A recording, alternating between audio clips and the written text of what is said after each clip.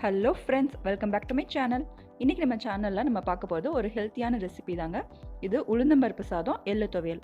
உளுந்து, எள்ளு இது எல்லாமே ஹெல்த்துக்கு ரொம்பவே நல்லது. இதை நம்ம இந்த மெத்தடில் செஞ்சு சாப்பிடும்போது ரொம்பவே டேஸ்ட்டாக நல்லாயிருக்கும். குழந்தைங்க கூட சாப்பிட்லாம். வாங்க எப்படி செய்யலான்னு பார்க்கலாம். நான் 200 கிராம்ஸ் ரைஸ் எடுத்திருக்கேன். சாதத்தரிசி 10 மினிட்ஸ் ஊற வச்சுருக்கேன், நல்லா களைஞ்சு. ஒரு மூடி தேங்காய், 7 to 8 வெள்ளைப்பூடு பல், ஜீரகம், மிளகு, வெந்தயம் எல்லாம் ஒவ்வொரு ஸ்பூன் நான் எடுத்து வச்சுருக்கிறேன். இப்போ நம்ம உளுந்தை நல்லா வறுத்துக்கலாம். 200 கிராம்ஸ் ரைஸுக்கு 100 கிராம்ஸ் உளுந்து எடுக்கணும். நான் இதில் முழு உருட்டு பருப்பு எடுத்துருக்கிறேன். நீங்கள் தோல் பருப்பு யூஸ் பண்ணுறாலும் ரொம்ப சத்து தான், அது சாப்பிட்லாம். நான் குழந்தைங்க சாப்பிட்றதுனால டைஜஸ்ட் ஆகணுங்கிறதுனால முழு உருட்டு பருப்பு எடுத்துருக்கிறேன். ஸோ இது லைட்டாக வாசம் வர வரைக்கும் நம்ம வறுத்துப்போம். நம்ம வறுத்து செய்யும் போது அந்த சாதம் நல்லா குலையாமல் நல்லா வரும். ஸோ நம்ம வறுத்துட்டு போடுவோம். ஒரு நல்ல வாசம் வந்துச்சு. இப்போது இதை நம்ம எந்த குக்கரில் பண்ண போகிறோமோ அதிலேயே வச்சிடலாம். ப்ளஸ் நம்ம ஊற வச்சுருக்கிற ரைஸையும் ஆட் பண்ணிடுவோம். இது ரொம்பவே ஈஸியான ஒரு சமையல், ரொம்ப சீக்கிரம் முடிச்சிடலாம். ஸோ இப்போ நம்ம எல்லாத்தையும் ஆட் பண்ணிடலாம். வெள்ளைப்பூடு, மிளகு, ஜீரகம், தேங்காய். ஸோ தேங்காய் ரொம்ப போட்டால் நல்லாயிருக்கும். ஸோ எவ்வளோ வேணுமோ அதாவது பார்த்து போட்டுக்கோங்க. உப்பும் இது கூடயே ஆட் பண்ணி போட்டுடலாம். ஸோ இது ஒரு டேஸ்ட்டுக்காக ஒரு சின்ன துண்டு கருப்பட்டி போட்டிருக்கேன். ஸோ எல்லாத்தையும் போட்டு 1க்கு 2 பங்கு தண்ணி.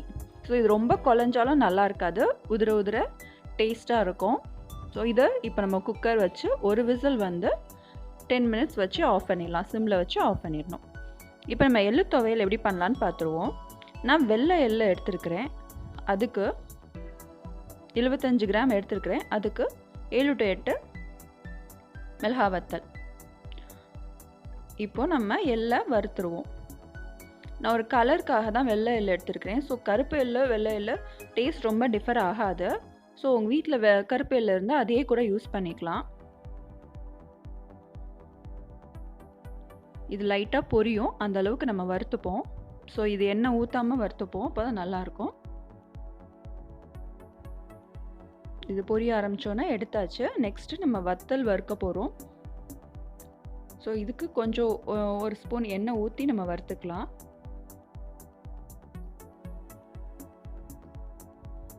வத்தல் சட்டுன்னு வறுத்துரும். ஸோ 1 மினிட் தான் ஆகும். ரொம்ப கருப்பாயிராமல் பார்த்துருவோம். இப்போது நம்ம அரைக்கிறதுக்கு எள்ளு போட்டாச்சு. இது கூட வத்தல் ஒரு 6 to 7 போட்டுட்டு அதுக்கப்புறம் காரம் இல்லைன்னா நம்ம மீதியை போட்டுக்கலாம்.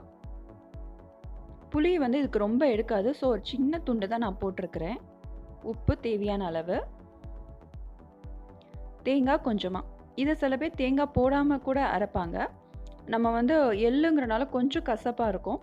ஸோ நம்ம தேங்காய் போடும்போது அந்த ஃப்ளேவர் ரொம்ப நல்லா ஆயிடும், குழந்தைங்களும் சாப்பிடுவாங்க. ஸோ நம்ம எள்ளு துவையலும் ரெடி ஆயிடுச்சு. இப்போ நம்ம குக்கரை ஓப்பன் பண்ணி பார்த்துடலாம். இது ரொம்பவே ஈஸி. 10 to 15 மினிட்ஸில் நம்மளுடைய சமையலே முடிஞ்சிடும். பாருங்கள், ரொம்ப நல்லா வந்திருக்குது.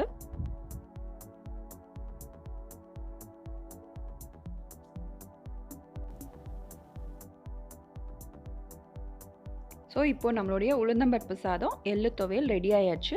இதுக்கு சைடில் வத்தல், அப்பளம் எதுனாலும் ரொம்பவே டேஸ்ட்டாக இருக்கும்.